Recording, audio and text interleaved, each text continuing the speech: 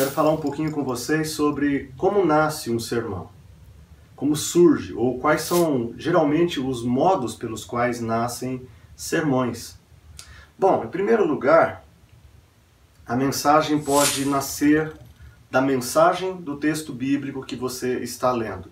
Geralmente, nós estamos com a Bíblia Sagrada na nossa devocional, lendo um texto bíblico e, de repente, lendo o texto, lendo a mensagem do texto, nós percebemos que é um texto excelente para nós pregarmos a palavra de Deus. Depende do texto, então muda-se a mensagem.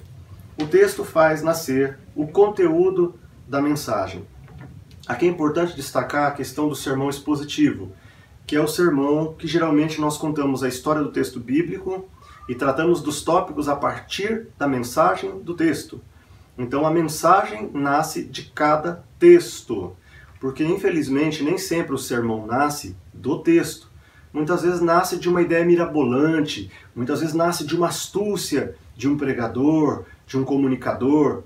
Já muitas vezes, quando você tem um compromisso com a palavra de Deus, você sabe que a mensagem ela nasce do texto bíblico. Então, se você está pregando em Mateus 18, Mateus 18 fala sobre perdão. Você vai pregar sobre perdão. A mensagem nasce do texto. Se você está numa série expositiva, ou seja, expondo capítulos da Bíblia, se a semana passada você pregou em Mateus 18 sobre o perdão, depois de Mateus 18 vem o quê? Mateus 19. Mateus 19 trata do quê? Da questão relacionada ao divórcio. Então, quando a igreja sabe que você prega a partir do texto bíblico, a igreja sabe que você vai tratar de cada tema de acordo com a mensagem do texto. E tira-se aquela preocupação de alguém achar que o pregador está pregando aquela mensagem para atacar ou ferir alguém. Simplesmente todos saberão que você só está pregando, por exemplo, sobre o divórcio, porque a semana passada você pregou sobre o perdão. Semana passada foi Mateus 18, hoje Mateus 19. Então, o sermão nasce geralmente da mensagem do texto. Você está lendo uma porção da Bíblia e esta porção lhe chama a atenção e então você decide fazer a mensagem a partir do texto bíblico. A segunda maneira pela qual nasce um sermão são as necessidades específicas de uma congregação. Muitas vezes o pregador não está lendo um texto bíblico especificamente que ferveu no coração dele e fez com que ele trouxesse aquela mensagem. Muitas vezes é a necessidade da congregação que faz com que o pastor, por exemplo, da igreja, procure nas Sagradas Escrituras situações, soluções, exemplos para que ele possa pregar aquela mensagem. Então não nasceu de um texto bíblico que ele estava examinando e de repente surgiu no coração dele a ideia de pregar aquilo. Agora é diferente. Nesse segundo caso, são necessidades específicas da igreja e você percebe a necessidade da igreja e percebe que precisa trazer a palavra de Deus, por exemplo, para motivá-los, para exortá-los a alguma questão. Enfim, aqui nesse caso, a pregação nasce da necessidade da sua igreja local. A terceira maneira pela qual pode nascer um sermão é aquilo que está queimando no coração do pregador. Muitas vezes você não está como no ponto 1, examinando um texto da Bíblia, para trazer a ideia da pregação.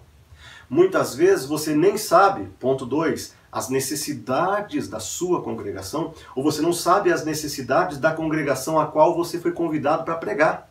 Eu prego em muitas igrejas, e eu não tenho muitas vezes a mínima ideia de quais são as necessidades específicas daquela congregação.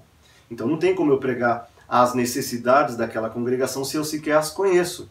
Agora, muitas vezes o sermão ele está nascendo de um assunto que há alguns dias, alguns meses, talvez há anos, vem queimando no coração do pregador. Não tem a ver com o texto bíblico, não tem a ver com a necessidade específica da congregação, mas tem a ver com aquilo que está na sua mente. Você está matutando muito isso ultimamente, muito esse tema, muito este assunto, então você decide pregar sobre esse tema. Você então vai correr atrás, é claro, do texto bíblico para te dar autoridade nesse assunto, mas eu estou especificando e separando aqui detalhadamente que esta mensagem não nasce diretamente de um texto bíblico que você estava lendo e fez a pregação nascer daí, não nasce a partir das necessidades da congregação, porque nem sempre nós sabemos a necessidade de uma congregação, E muitas vezes é aquilo que está queimando mesmo no coração do pregador. Em quarto lugar, e eu já fecho por aqui essa questão, a pregação, o sermão pode nascer daquilo que o Espírito Santo determina enquanto o pregador medita e ora. Veja que nesse quarto exemplo não tem a ver com o texto que você está lendo, que faz nascer o sermão, não tem a ver com o ponto 2, que é a necessidade da congregação, possivelmente você nem saiba a necessidade da congregação. Ponto 3, não é aquilo que você já está há algum tempo queimando no coração. Agora trata-se de um assunto onde o próprio Espírito Santo determina no seu coração enquanto você está meditando e orando. Não nasce da necessidade da igreja, não nasce da leitura de um texto bíblico, não nasce de algo que já vinha há um bom tempo na sua mente. Nesse caso, nasce daqueles momentos de oração e meditação, onde o próprio Espírito Santo de Deus coloca no seu coração o assunto que você deve ministrar àquela igreja. É a partir desses 4 motivos que pode nascer um sermão.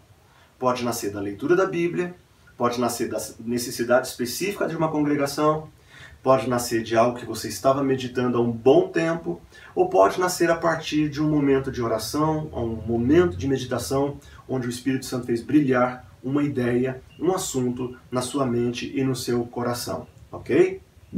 Falemos agora sobre o uso de ilustrações. Nós vamos usar a definição do Dr. James Braga, famoso homileta, que tem um livro chamado Como Preparar Mensagens Bíblicas, um livro bastante antigo e utilizado em muitos seminários teológicos, e eu indico para vocês esse livro, Como Preparar Mensagens Bíblicas, do Dr. James Braga. Lá na página 171, o James Braga diz o seguinte: tem-se dito com frequência que a ilustração é para o sermão o que a janela é para uma casa. Ou seja, nas palavras de James Braga, a ilustração ela funciona para o sermão como funciona uma janela. Eu tenho uma janela aqui, você não está vendo, mas eu tenho uma janela atrás da câmera que permite a entrada de iluminação para este ambiente aqui.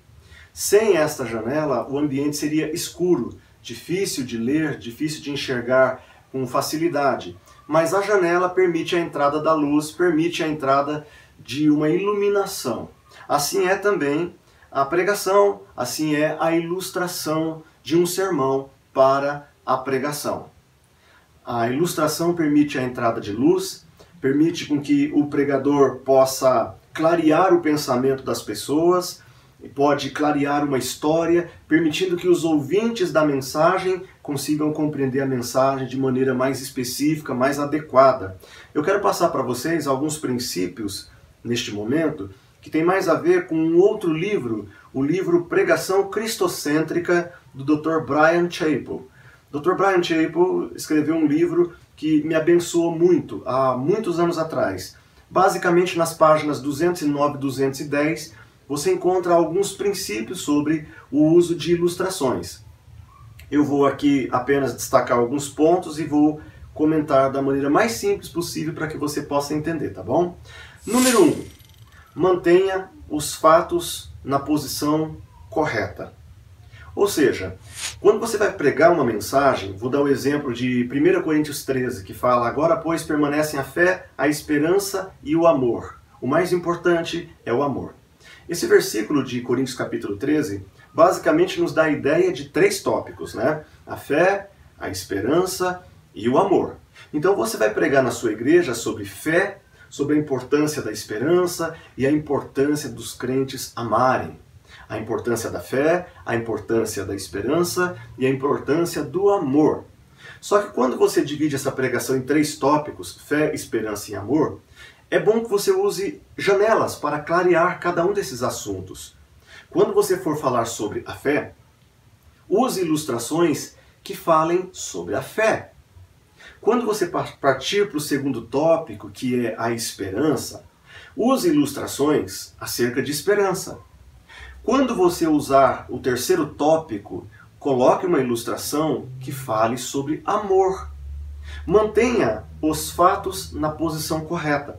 Porque muitas vezes o pregador coloca fé, esperança e amor, e aí ele coloca as ilustrações meio que bagunçadas, ilustração de fé no tópico do amor, ilustração sobre amor no tópico da fé. Então, o primeiro erro que você deve evitar no uso de ilustrações é você colocar ilustrações em tópicos que tratem de outros assuntos. Tem que haver uma posição correta, um encaixe perfeito. Quando você falar de amor, no tópico amor, ok? Quando você falar de perseverança, no tópico de perseverança. Quando você falar de fidelidade, coloque no tópico sobre fidelidade. Então mantenha a ilustração no lugar correto no esboço do seu sermão, tá bom? Em segundo lugar, a segunda dica que eu quero dar para vocês sobre ilustrações é cuidado com o uso de ilustrações inverídicas. Sim, cuidado com elas. Por quê? Porque muitas vezes os pregadores não resistem à tentação de contar um relato como se fosse verdadeiro. Um relato que muitas vezes não é verdadeiro. E o pregador conta como se não tivesse nenhuma importância contar uma ilustração inverídica.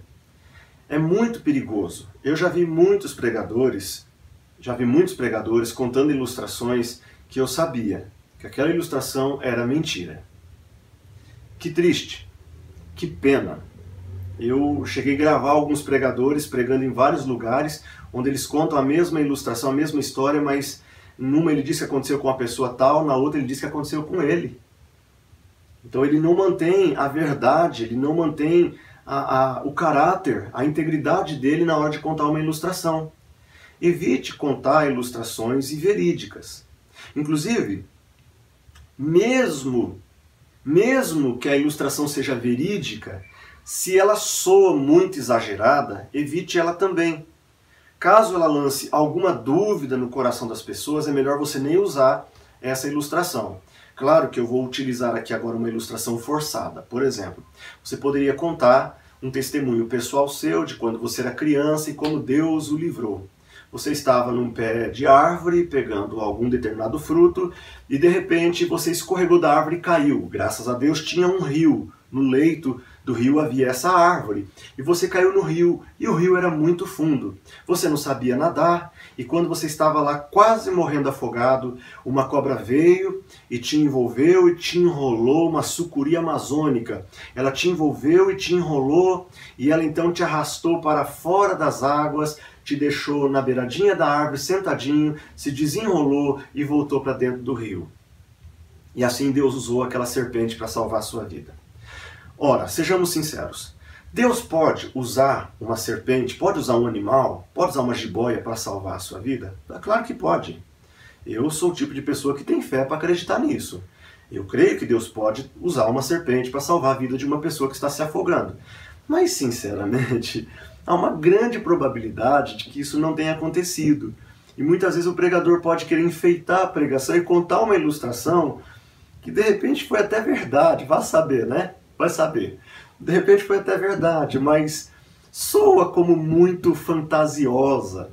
E toda ilustração que soa muito fantasiosa, eu queria sugerir para você que evite ela. Mesmo que ela seja verdadeira, evite utilizá-la. Tem muitas outras ilustrações que você poderia utilizar sem causar um certo desconfiar, uma desconfiança da congregação, tá bom? Número 3, mantenha o equilíbrio.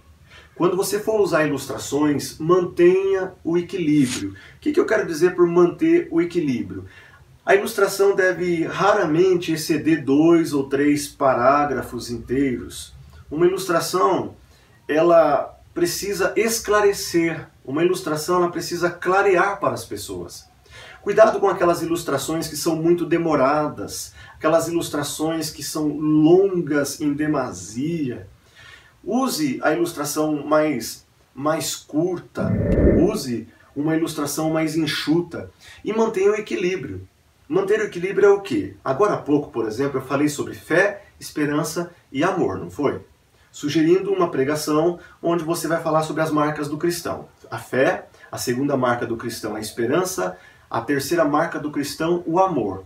Pois bem, nesse ponto aqui, mantenha o equilíbrio, o que eu estou tentando dizer para você é que você deve evitar colocar muitas ilustrações no tópico 1, muitas ilustrações no tópico 2, muitas ilustrações no tópico 3. Por quê? Eu costumo dizer, e vou ilustrar o que eu estou ensinando aqui, da seguinte maneira. Imagine comigo que um pedreiro está construindo a parede, tá? Atrás dessa biblioteca nós temos uma parede. E o pedreiro que construiu essa parede, ao chegar mais ou menos aqui nesta altura que eu estou mostrando, ele não conseguiu mais assentar as lajotas ou os blocos, né? Se você mora aqui na Grande São Paulo, os blocos, ele não conseguiu assentar até lá em cima. Ele está construindo uma parede. Chegou mais ou menos nesta altura aqui, ele usou andaimes. Bom, eu sei que ele usou andaimes porque foi eu que fiz a parede. Então, eu usei andaimes. Eu coloquei um andaime de lá, um andaime de cá, coloquei algumas tábuas em cima, e em cima dessas tábuas eu subi, em cima desse andaime eu subi, para poder acabar de construir essa parede. Da mesma forma funciona uma ilustração, gente. O pregador está construindo uma mensagem. A parede é a pregação, é o sermão. O pregador está construindo a parede, só que chega num momento da pregação que ele precisa da ajuda dos andaimes. Ele precisa da ajuda das ilustrações, para que ele possa continuar o sermão, para que ele consiga o resultado que ele quer chegar no sermão. Então o andaime ajuda ele a construir a parede. As ilustrações ajudam você a construir a pregação. Mas o tópico que eu estou usando aqui agora é mantenha o equilíbrio. O que eu estou querendo dizer por mantenha o equilíbrio? Alguns pedreiros, na tentativa de construir a parede, colocam um andaime aqui, coloca a tábua. Aí ele bota mais um andaime aqui, um andaime aqui. Aí ele coloca mais um andaime aqui, mais um andaime aqui. Aí ele coloca mais um andaime aqui, mais um andaime aqui. Aí ele coloca mais um andaime aqui, mais um andaime aqui.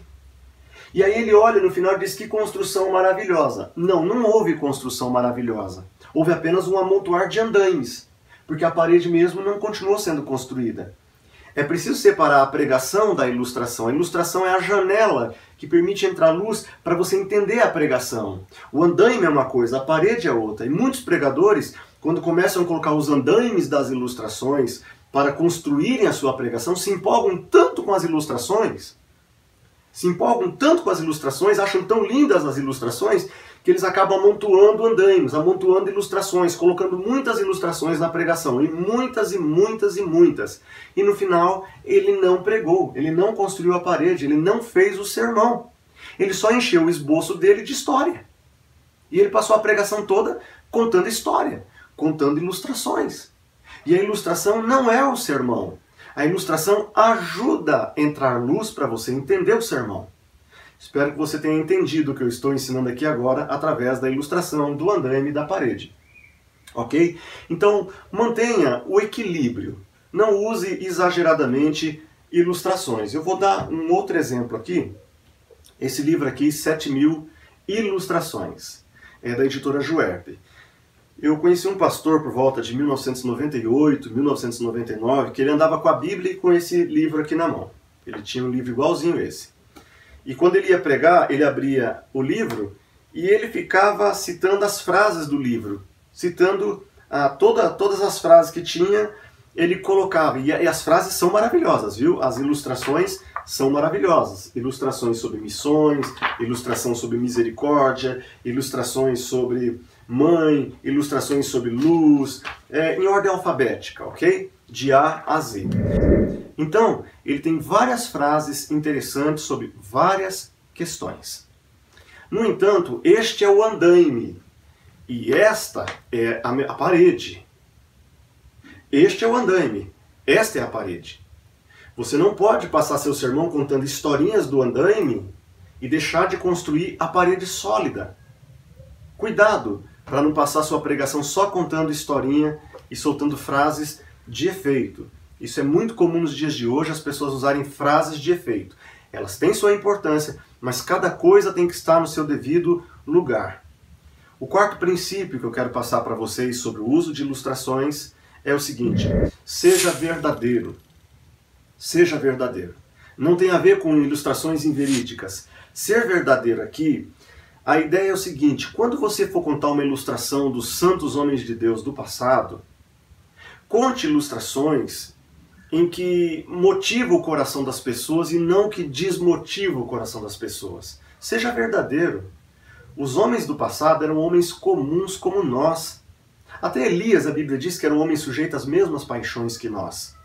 Mas muitas vezes, quando nós vamos pregar, nós contamos ilustrações dos homens do passado ou dos homens da Bíblia, e nós contamos ilustrações que destacam sentimentos no coração do ouvinte do tipo: puxa, se ele era assim, então eu sou um miserável. Eu devo ser um desgraçado mesmo, eu não sou um bom cristão, eu não presto para nada mesmo, né? Porque o pastor acabou de contar a ilustração de um homem que orava 9 horas por dia. João, o homem que orava 9 horas por dia. E eu não oro 10 minutos, eu não devo prestar para nada mesmo. Então, uma ilustração, por exemplo, sobre oração de um santo do passado, onde você conta para a igreja que ele orava 9 horas, 12 horas, ou homens que passavam até 72 horas, ou até um mês orando sem parar, esse tipo de ilustração gera no coração das pessoas uma frustração. As pessoas sentem uma decepção profunda e se sentem assim indignas de estarem vivendo a vida cristã. Era melhor você contar ilustrações dos santos do passado que mostre a humanidade deles, mostre que eles também foram servos de Deus, que viveram situações difíceis como nós. Tem 2 fatos aqui sobre Charles Haddon Spurgeon, aquele chamado príncipe dos pregadores. O que você acha que transmite mais tranquilidade ao coração do homem, que dá mais esperança ao coração do homem? Vou contar 2 situações. A primeira, o fato de que Charles Haddon Spurgeon foi chamado de o príncipe dos pregadores, mas que ele lutou muito com a depressão. 1/3 do ministério de Charles Haddon Spurgeon, gente, ele lidou com a depressão.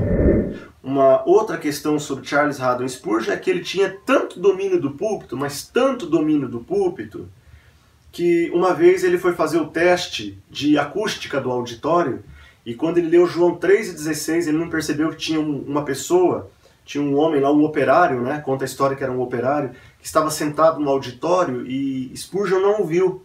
E quando Spurgeon foi testar a acústica do auditório, ele citou: porque Deus amou o mundo de tal maneira que deu o seu Filho unigênito, para que todo aquele que nele crê não pereça, mas tenha vida eterna. E nesse exato momento, conta a história que um operário levantou-se, pronunciou e falou: pois eu quero aceitar Jesus, eu quero aceitar esse Deus como Salvador da minha vida. Ora, qual das 2 histórias te deixa com aquele sentimento de, poxa, ainda tem jeito para mim? De que Spurgeon era um homem que lia um versículo e as multidões se convertiam? Ou de que Spurgeon era um homem que, apesar de Deus o usar, ele vivia dificuldades como você e eu? Ele lidava com ansiedade, com depressão, com muitas lutas como você e eu. Bom, eu me identifico muito com Spurgeon, com a depressão. Um homem que Deus usa, mas que enfrenta profundas dificuldades, lutas diárias, lutas emocionais. Eu me identifico muito aí. O que me faz sentir melhor como ser humano, servo diante de Deus? O fato de que ele enfrentava dificuldade. Quando contar suas ilustrações, por favor, conte ilustrações que mostrem a realidade. Conte ilustrações que mostrem que as pessoas do passado eram pessoas comuns, como as pessoas do seu auditório, e que Deus tratou com elas, Deus ajudou-as, Deus usou-as poderosamente, a despeito das suas dificuldades e limitações. Porque se você continuar contando só ilustrações que mostram os homens do passado como gigantes, você cria no coração das pessoas dos dias de hoje uma desesperança, as pessoas se sentem profundamente humilhadas e dizendo que não servem para nada. E a verdade é que os homens do passado viveram as mesmas lutas. Então cuidado, seja verdadeiro quando contar uma ilustração. Cuidado para você não criar ícones, não criar deuses do passado, quando na verdade esses ícones e esses deuses do passado foram homens comuns, assim como nós, que enfrentaram dificuldade, assim como nós. Conte ilustrações que ajude a despertar esperança no coração das pessoas e não ilustrações que coloquem as pessoas apenas mais para baixo ainda. Nosso 5º ponto é: não exponha a ilustração de modo negligente. Jamais exponha a ilustração de modo negligente, de sorte que você acabe na ilustração confidenciando detalhes de um aconselhamento, de tal sorte que as pessoas envolvidas no aconselhamento percebam que a história deles virou ilustração de um sermão de domingo à noite. Porque essa é uma das razões pelas quais as pessoas não querem mais conversar conosco. Essa é uma das razões pelas quais as pessoas não confessam mais suas culpas uns aos outros. Essa é uma das razões pelas quais muitas pessoas não têm coragem de conversar com os pastores. Porque elas sabem que a história que elas contar para o pastor vai parar no púlpito da igreja no sermão de domingo à noite e que ele vai expô-las publicamente. Então nunca faça isso. Não apresente um sermão de forma negligente, nunca apresente um sermão de sorte a você expor a família, a expor amigos da pessoa ou membros da congregação a relatos embaraçosos, a menos que você tenha se assegurado de ter a permissão da pessoa para contar aquela história um dia publicamente. Mas eu tenho a impressão que nem todos os pregadores têm essa permissão e ainda assim usam de forma autoritária e abusiva a experiência pessoal das pessoas do dia a dia. Por favor, não exponha, não apresente a ilustração de forma negligente. Em sexto lugar, não ridicularize ninguém a não ser você mesmo. Não use a ilustração para ridicularizar grupos étnicos, dialéticos, partidos políticos, sexo, idade ou qualquer pessoa, gente. Por quê? Porque quando você ridiculariza alguém, isso demonstra muito o tipo de pessoa que você é. Eu dou uma dica. Quando você quiser contar uma ilustração que é ridícula, quer ridicularizar alguém, conte uma história sua. Conte uma história sua. Não conte a história de ninguém. Não ridicularize ninguém. Quer contar uma história difícil, triste, pesada, de erro, de pecado, de falha? Conte uma sua. Vamos ver se você tem coragem. Se tiver, parabéns para você, mas conte uma sua, porque é muito fácil você ridicularizar uma pessoa contando a história negativa daquela pessoa. Já te levo para o próximo ponto, que é o ponto 7, compartilhe a luz do refletor. O que quer dizer compartilhe a luz do refletor?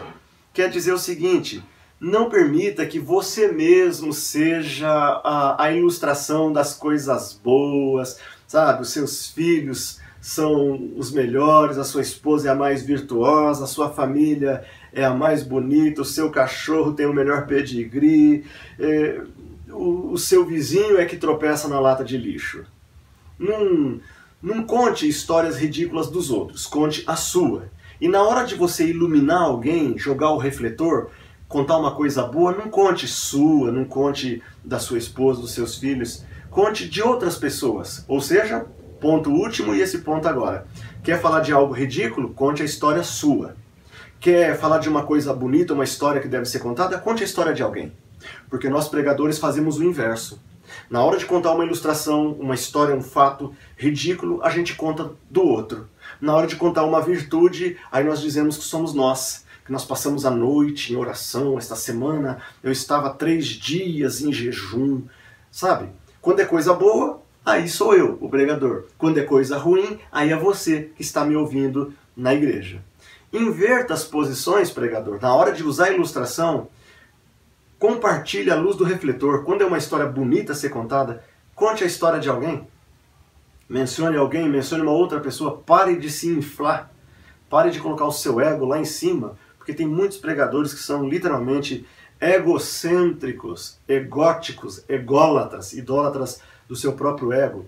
Não faça isso. Compartilhe as boas histórias, a vida de outros. As histórias ruins, conte as suas, tá bom?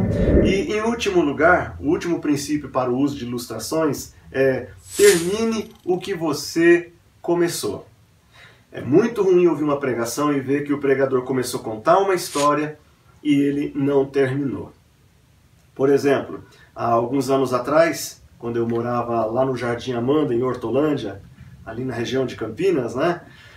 A gente ficava num sítio, na casa dos tios, porque eles eram caseiros daquela chácara, e não era um sítio, era uma chácara, né?